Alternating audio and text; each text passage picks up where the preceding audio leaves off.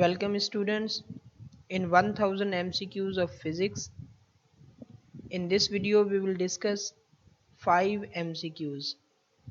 Let's start with the MCQ number 11. What is the inertia of energy 9 into 10 to the power 16 joule? There are 4 options available.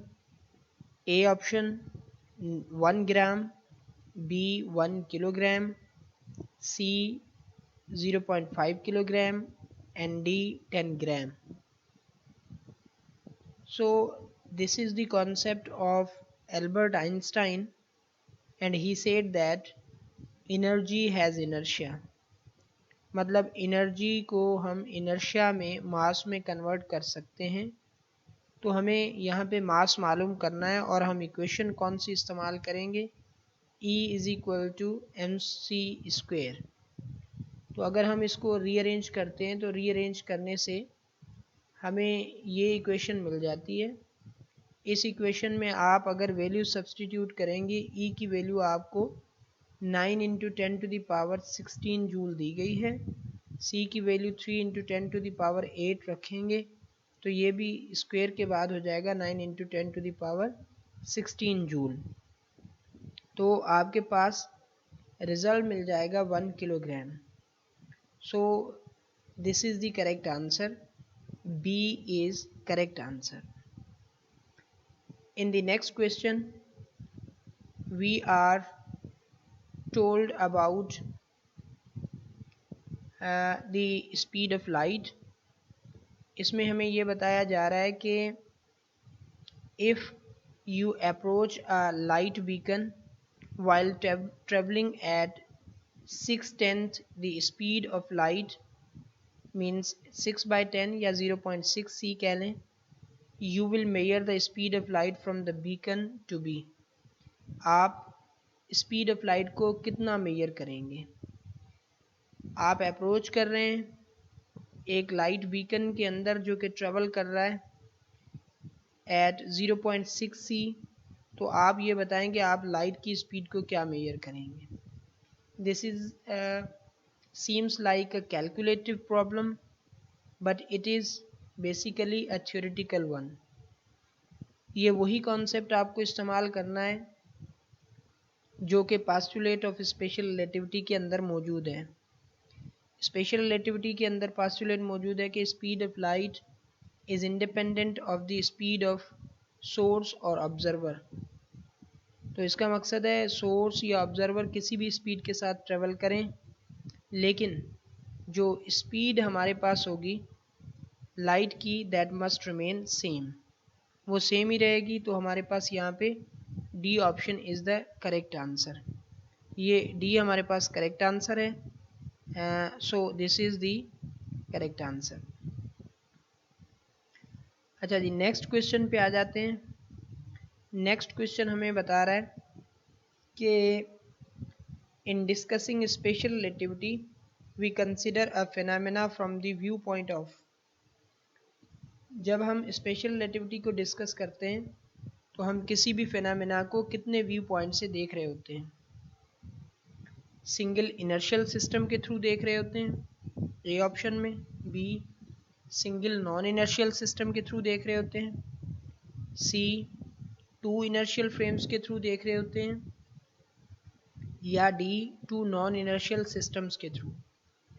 तो यहाँ पे आपको ये देखना है कि special relativity is a modification in principle of relativity, और principle of relativity is nothing but a comparison of 2 inertial systems. तो इसका मकसद है, इसका करेक्ट आंसर हमारे पास होगा सी, कि हम जब भी स्पेशल रिलेटिविटी को डिस्कस कर रहे होते हैं तो हमारा मकसद होता है कि हम 2 इनर्शियल सिस्टम्स को जो है फोकस कर रहे हों। चलते हैं क्वेश्चन नंबर 14 पे। On which of the following will observers in different inertial systems agree about the results? नीचे दिए गए जो भी रिजल्ट्स हैं उनमें से कौन से रिजल्ट पे 2 डिफरेंट इनर्शियल फ्रेम्स के ऑब्जर्वर्स मुत्तफिक होंगे? ए simultaneity of events at the separate locations, separate locations पे जो इवेंट हो रहे होंगे उनके सेम टाइम पे होने पे मुत्तफिक होंगे। B, rate at which their clocks run, दोनों के फ्रेम्स के अंदर जो क्लॉक्स चल रहे होंगे उनके रेट पे मुत्तफिक होंगे कि एक जितने हैं। The length they mayor along the direction of their relative travel, जिस डायरेक्शन में वो ट्रेवल कर रहे होंगे उस डायरेक्शन में जो भी लेंथ की मेयरमेंट करेंगे उस पे मुत्तफिक होंगे। Synchronization of their own clocks with the moving clocks of the other frames, वो अपने क्लॉक और किसी भी दूसरे मूविंग फ्रेम के टाइम के जो है सेम होने पे, सिंक्रोनाइज होने पे मुत्तफिक होंगे। The D E, the observers will agree on none of the above, इनमें से किसी पे भी मुत्तफिक नहीं होंगे।